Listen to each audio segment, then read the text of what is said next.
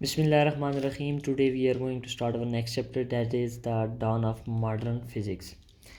तो इस चैप्टर से बेसिकली हमारे पास जो है वो जो मेजर टॉपिक्स हैं वो photo electric effect, pair production, pair annihilation and Compton effect, उसको हम स्टडी करेंगे। लेकिन उससे पहले थोड़ा सा बैकग्राउंड पे हम फोटॉन को डिस्कस करेंगे।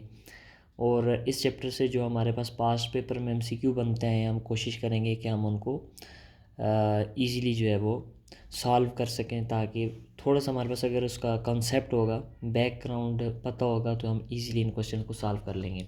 तो सबसे पहले डॉन ऑफ मॉडर्न फिजिक्स के अंदर जो हमारे पास टॉपिक आ रहा है दैट इज़ फोटॉन। फोटॉन क्या है कि हमारे पास क्या है, पैकेट्स ऑफ एनर्जी। मैं लिख देता हूँ यहाँ पर, these are the packets of energy. ये हमारे पास पैकेट्स ऑफ एनर्जी हैं जिनके पास एक पर्टिकुलर एनर्जी कंटेंट मौजूद होता है। तो आप इस तरह भी लिख सकते हैं कि discrete energy packets, discrete energy packets. अब इसके मुतल्लिक, फोटॉन के मुतल्लिक जो हमारे पास कुछ बेसिक से पॉइंट है वो मैं आपको बता देता हूँ। तो इन्फॉर्मेशन पर्पज़ के लिए आपने याद रखना है। और ये जो मैं अभी आपको पॉइंट्स बताने जा रहा हूँ, ये जो इस साल ईटा का टेस्ट आया है उसके अंदर भी यहाँ से एमसीक्यू बने, और जो उससे पहले टेस्ट हुआ था उसके अंदर भी यहाँ से एमसीक्यू बनते आए हैं। तो सबसे पहली चीज़ ये कि इट इज़ इनडिविजिबल पार्टिकल। यहाँ पर लिख देता हूँ, सारे पॉइंट्स मैं आपके लिए यहाँ पर लिख देता हूँ ताकि आपने इनको कम से कम एक दफ़ा रिवाइज़ कर लेना, ताकि ये आपको मेमोराइज़ रहें। और जब आप टेस्ट के लिए जाएँ तो आपको ये पता हो पॉइंट्स। तो अक्सर जो है इस चैप्टर में से न्यूमेरिकल अप्रोच नहीं होती, ज़्यादातर थ्योरेटिकली क्वेश्चन पूछा जाता है। तो यहाँ पर मैं इस वजह से थोड़ा सा इसका जो है वो बैकग्राउंड आपके सामने एलिब्रेट करता हूँ ताकि समझ आ जाए। ये हमारे पास क्या होते हैं जी, इनडिविजिबल पार्टिकल्स होते हैं। अच्छा, चार्ज क्या होता है फोटॉन के ऊपर? What is charge and photon? तो चार्ज इसके ऊपर ज़ीरो होता है। चार्ज हमारे पास आ गया ज़ीरो, मीन्स सिंपली आप ये कह सकते हैं photon is neutral particle. Photon neutral particle है। अच्छा, इस दफ़ा एक एमसीक्यू आया हुआ था, तो वो मैं यहाँ पर लिख देता हूँ कि फोटॉन का जो है वो रेस्ट मैस क्या होता है। What is the mass of photon? तो देखिए, मैस दो किस्म के, एक है हमारे पास रेस्ट मैस और एक है हमारे पास relative mess.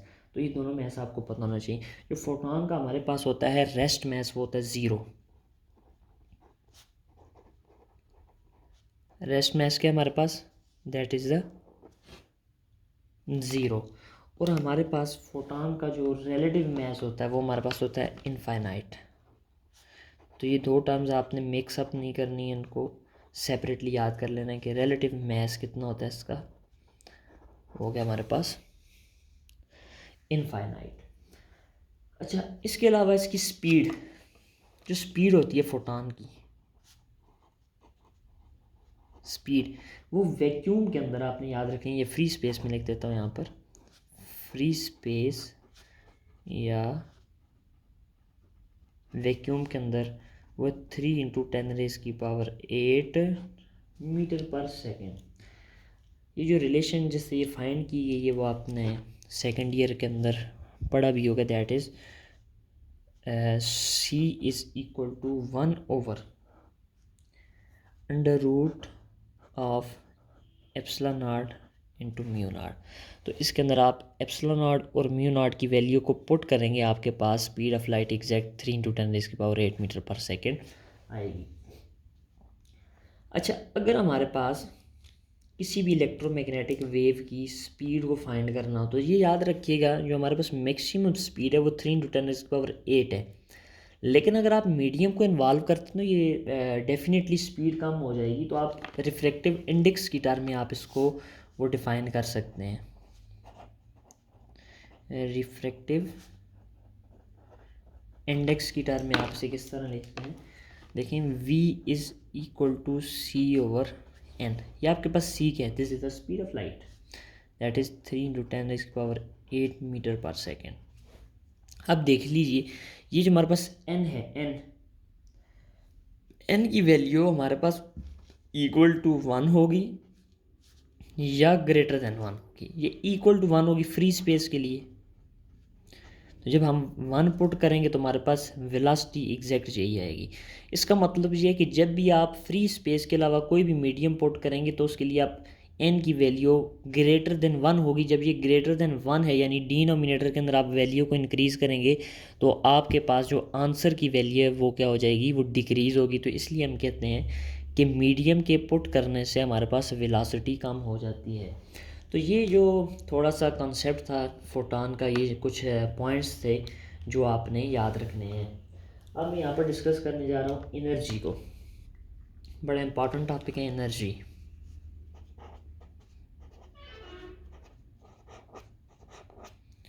What is energy of photon.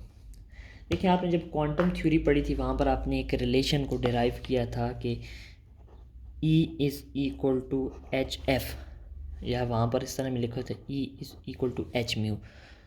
तो इस रिलेशन से आप एनर्जी को फाइंड कर लेते हैं। अब यहाँ पर आपको कुछ कांस्टेंट की वैल्यू पता होनी चाहिए। प्लैंक्स कांस्टेंट है 6.63 मल्टीप्लाई बाई 10 रेज़ की पावर -34 जूल सेकंड। साथ यूनिट पर भी गौर करें। बाज़ औक़ात आप वैल्यूज़ को याद कर लेते हैं लेकिन यूनिट भूल जाते हैं, तो वहाँ पर उन्होंने MCQ के अंदर ऑप्शन यही होते हैं, जस्ट यूनिट को चेंज किया होता है। तो वहाँ पर भी आपको कन्फ्यूजन से बचने के लिए सबसे पहले हर चीज़ को एग्जैक्ट याद किया करें। अच्छा, अब इस इक्वेशन से हमने बहुत सारी जो हैं वो चीज़ें डिराइव कर लेनी है। सबसे पहली चीज़ तो ये है, ये तो फॉर 1 फोटॉन है।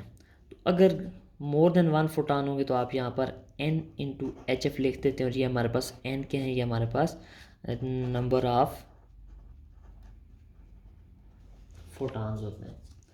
अच्छा, अब एनर्जी का, फ्रिक्वेंसी का, वेवलेंथ का, इनका आपस में रिलेशन क्या है, ये बहुत इंपॉर्टेंट है। ये बहुत ही ज़्यादा इंपॉर्टेंट है, आपने इसको समझना है। और इससे मैं आपके कुछ न्यूमेरिकल बताऊंगा कि किस तरह की न्यूमेरिकल अप्रोच पास्ट पेपर्स के अंदर रखी गई है। तो देखिए, एनर्जी का फ्रिक्वेंसी के साथ डायरेक्ट रिलेशन है, फ्रिक्वेंसी का वेवलेंथ के साथ इन्वर्स रिलेशन है।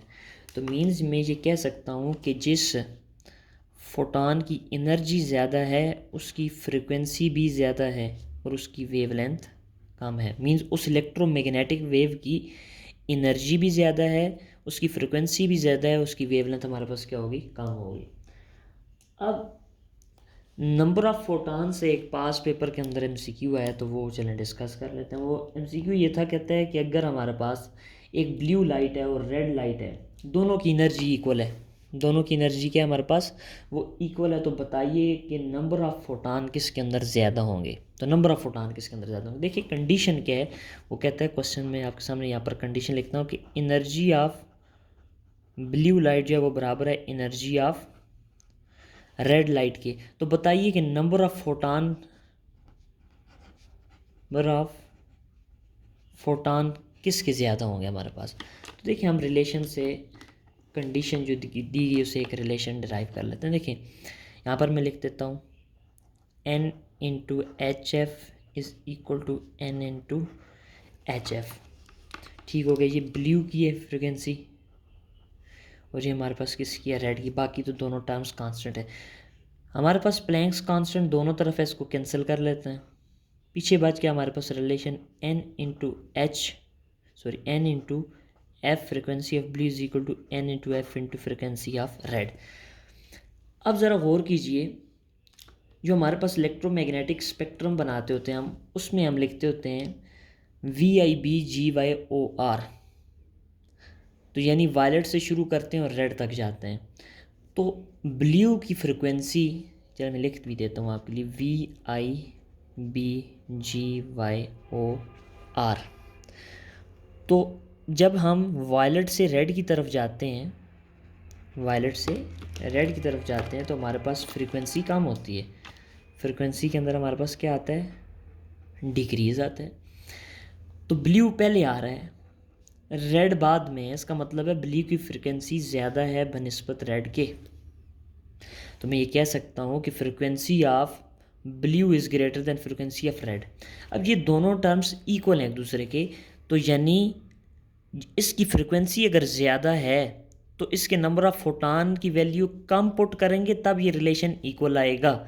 अब मैं इसको थोड़ा सा न्यूमेरिकली आपको प्रूफ करके दिखाता हूँ। देखिए, मान लिया इसकी फ्रिक्वेंसी है 5 मान लेते हैं, अज्यूम कर लेते हैं, और इसके नंबर ऑफ़ फोटॉन्स को भी हम अज्यूम कर लेते हैं, वो है 2। तो 5 इंटू 2 10। दूसरी तरफ आ जाइए, रेड की हमारे पास फ्रिक्वेंसी कम है, बहुत कम है। चलिए मैं 5 के मुकाबले में लिखता हूँ, ये 2 होगी। अब मैं 2 को किसके साथ मल्टीप्लाई करूँ 10 आ जाए, 5 के साथ। अब ये रिलेशन बिल्कुल वैलिड है। अब मुझे बताइए नंबर ऑफ़ फोटॉन्स वो ब्लू के ज़्यादा हैं कि रेड के ज़्यादा हैं? तो नंबर ऑफ़ फोटॉन जो है वो हमारे पास रेड के ज़्यादा हैं। तो इसका आंसर यही था कि number of photons of red are greater than number of photons of blue. तो ये आपके सामने मैंने एक क्वेश्चन भी जो है वो पास्ट पेपर का सॉल्व करके बताया आपको, ताकि आपको इससे कोई चीज़ें पता चल जाएं। अब हम जो है वो इलेक्ट्रोमैग्नेटिक वेव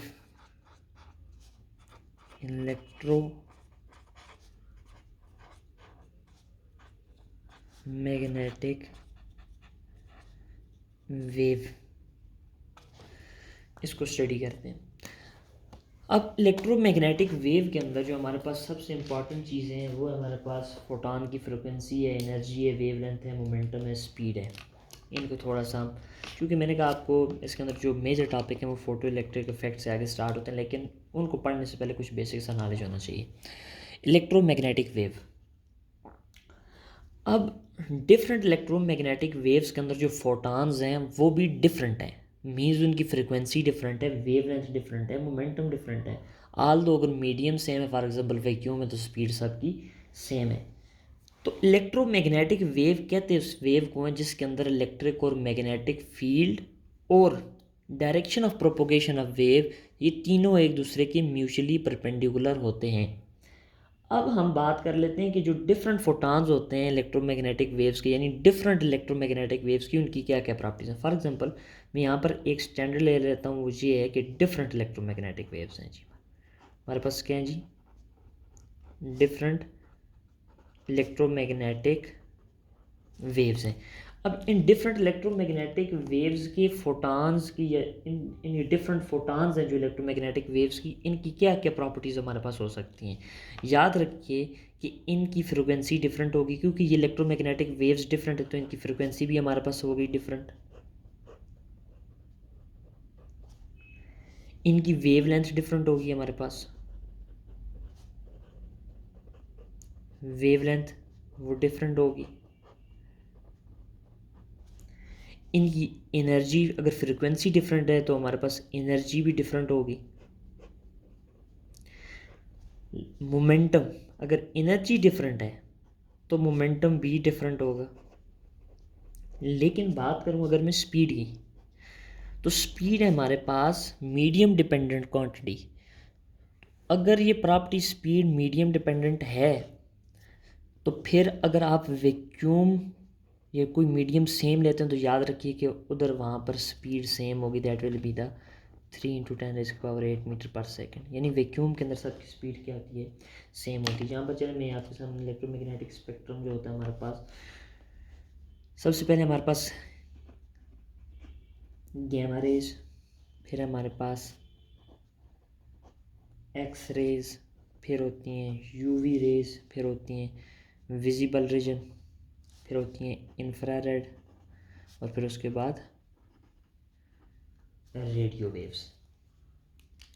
तो यहाँ पर आपको एनर्जी का रिलेशन पता होना चाहिए कि जब हम लेफ़्ट टू राइट मूव करते हैं तो हमारे पास जो एनर्जी है वो डिक्रीज़ होती है, फ्रिक्वेंसी जो है वो डिक्रीज़ होती है, और वेवलेंथ के अंदर क्या आता है, इंक्रीज़ आता है। ये तो हमारा था इसके मतलब थोड़ा सा बेसिक सा इंट्रोडक्शन। अब हम एनर्जी को इन term of mass and momentum discuss कर लेते हैं। तो ये बहुत ही इंपॉर्टेंट टॉपिक है पास्ट पेपर्स के लिहाज से। Energy in term of mass and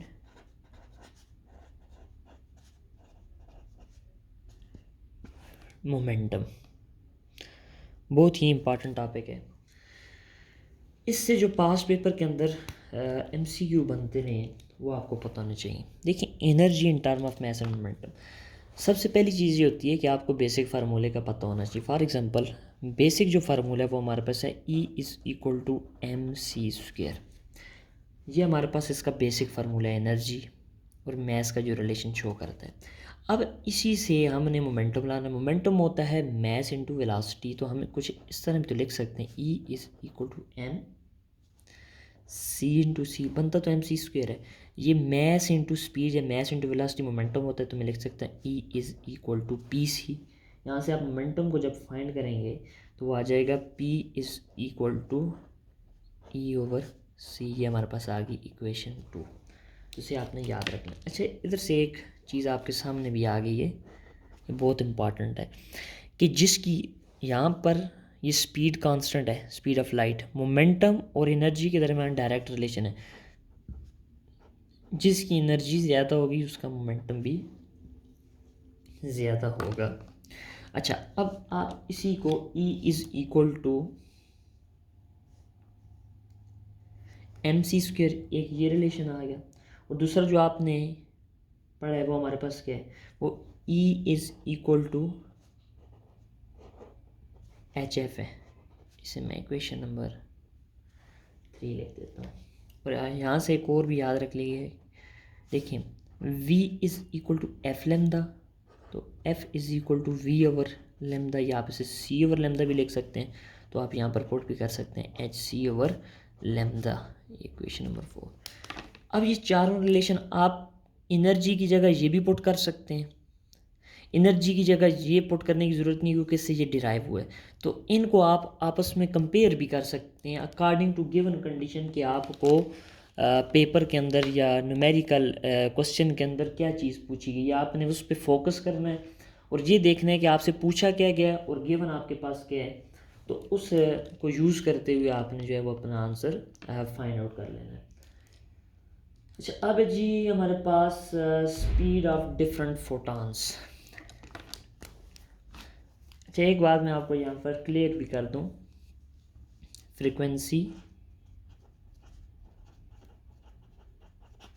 note कर लें। यहाँ पर याद रखिएगा जब भी आप मीडियम को चेंज करते हैं ना, चाहे इलेक्ट्रोमैग्नेटिक वेव हो या कोई और वेव हो, तो फ्रीक्वेंसी हमेशा के लिए सोर्स डिपेंडेंट होती है। क्या होती है?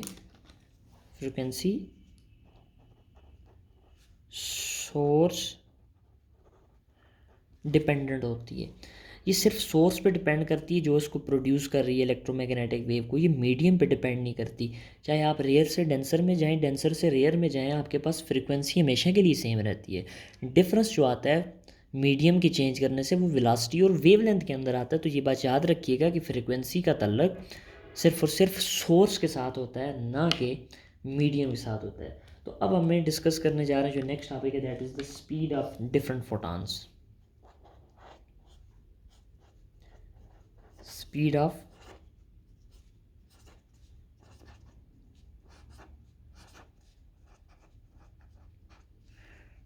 Different photons.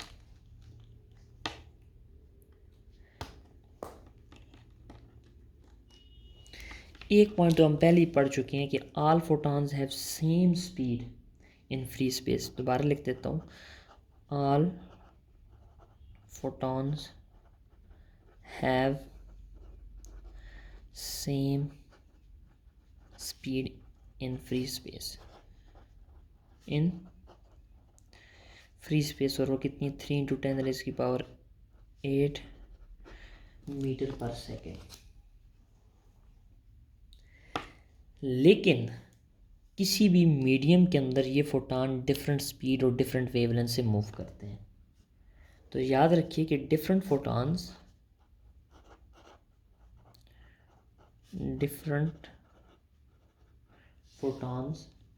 Travel with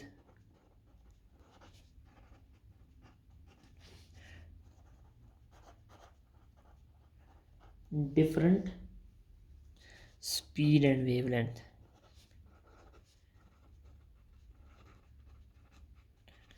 wavelength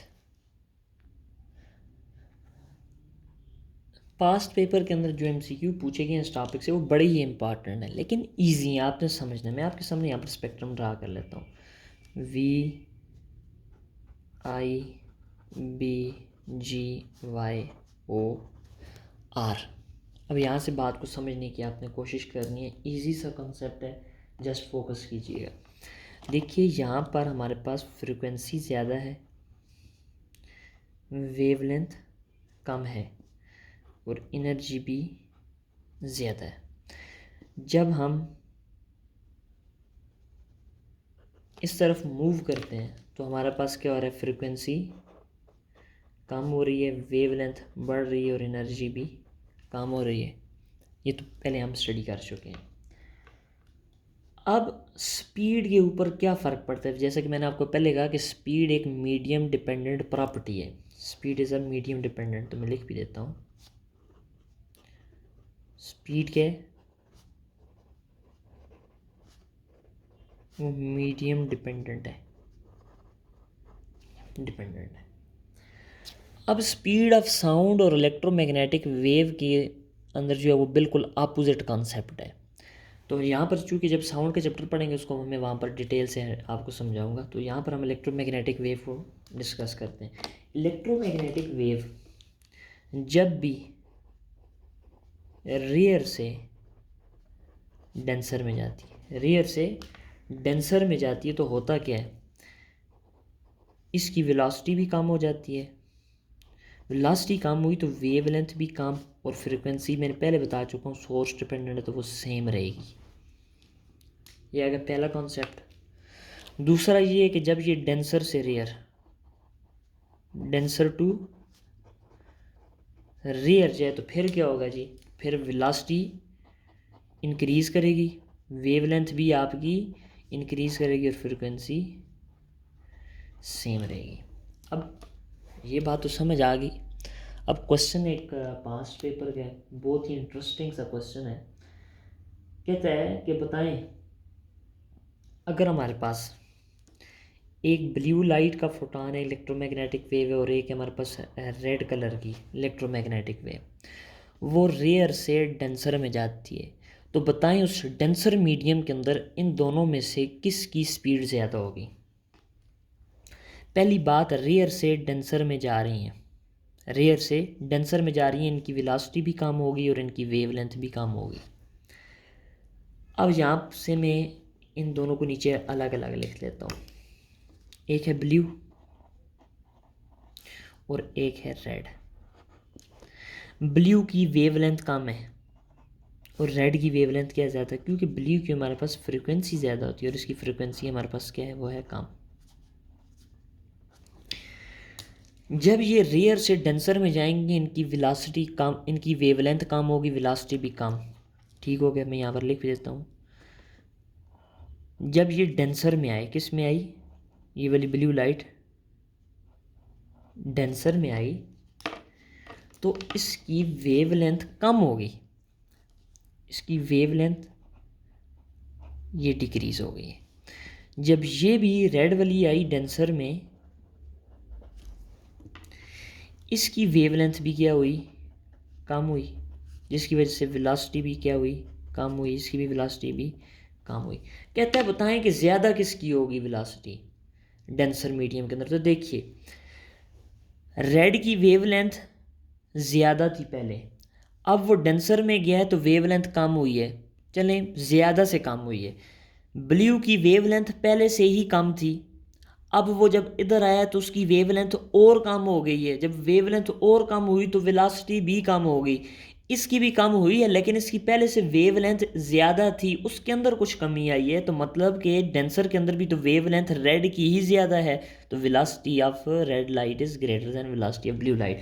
इसको मैं समराइज़ करता हूँ, याद रखिएगा। चाहे रेयर से डेंसर में, डेंसर टू रेयर, पहले ही जो कॉन्सेप्ट आपने जहन में याद, ये तो आपको पता है, आपने ये याद रखना है कि जिसकी वेवलेंथ पहले ही ज़्यादा थी उसकी वेवलेंथ बाद में भी ज़्यादा रहनी है, तो इसलिए उसकी वेलोसिटी भी ज़्यादा होगी। मैं लिख सकता हूँ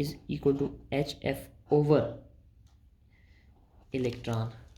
तो ये हमारे पास एनर्जी किस में आ गई है, इलेक्ट्रॉन वोल्ट में। अब ज़रा गौर कीजिए, प्लैंक्स कांस्टेंट भी एक कांस्टेंट टर्म है, इलेक्ट्रॉन के ऊपर चार्ज भी कांस्टेंट है, एनर्जी जो इसकी 1.10⁻⁻19 वो भी कांस्टेंट है। फ्रिक्वेंसी को अपने जस्ट पुट करना है, एनर्जी फाइंड करनी है, तो क्यों ना हम पहले से इन दोनों को सॉल्व करके रख लें, फ्रिक्वेंसी है यहाँ पर डायरेक्ट पुट करें और एनर्जी की वैल्यू आप हासिल कर लें। तो जब हम इसे सॉल्व करते हैं तो ये हमारे पास आती है E इज़ इक्वल टू, इन दोनों टर्म्स को 4.14 मल्टीप्लाई बाई 10⁻⁻15 मल्टीप्लाई जो आपको फ्रिक्वेंसी गिवन है, जो आपको फ्रिक्वेंसी क्वेश्चन में गिवन है वो पुट कीजिए, आपके पास आंसर इलेक्ट्रॉन वोल्ट में आ जाएगा। जस्ट आपने इस रिलेशन को याद रखना है, याद रहेगा, बहुत ही मज़े का रिलेशन और चीज़ याद रखना है। अब एक दूसरा शॉर्टकट भी है हमारे पास, वो है in term of wavelength. In term of wavelength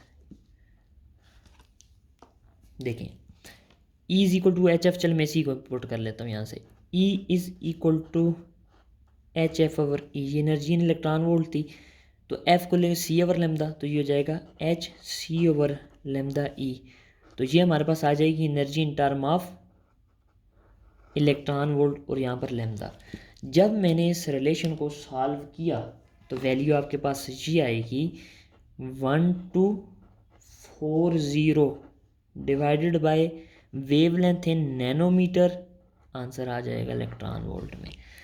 ये बहुत इंपॉर्टेंट चीज़ है कि कोई भी वेवलेंथ नहीं, ये मैंने जब सॉल्व किया तो ये वेवलेंथ आपने नैनोमीटर के अंदर जो वेवलेंथ गिवन है यहाँ पर पुट करनी है, 1240 को इस पर डिवाइड करना है, एनर्जी इन इलेक्ट्रॉन वोल्ट आ जाएगी डायरेक्ट। अगर फॉर एग्जांपल आपको वेवलेंथ नैनोमीटर में गिवन नहीं है, पिको मीटर में या किसी और दी हुई है टर्म में, तो आपने जस्ट क्या करना है, पहले से फ़ौरन से नैनोमीटर में कन्वर्ट कर देना, डेसिमल को मूव करके नैनोमीटर में कन्वर्ट करके यहाँ पर पुट कर देना, 1240 पर डिवाइड करना है, आपके पास energy in electron volt direct answer आ जाएगा। तो ये हमारे पास थोड़ी सी जो चीज़ें होती हैं जिनको हम डायरेक्ट यूज़ करके अपने आंसर को ईजीली जो है वो फाइंड कर सकते हैं, वहाँ पर टाइम ताकि आपका कम से कम इस्तेमाल हो। तो हमारा अब नेक्स्ट टॉपिक जो हम स्टार्ट करने जा रहे हैं, that is the power of source of electromagnetic radiation. तो पावर,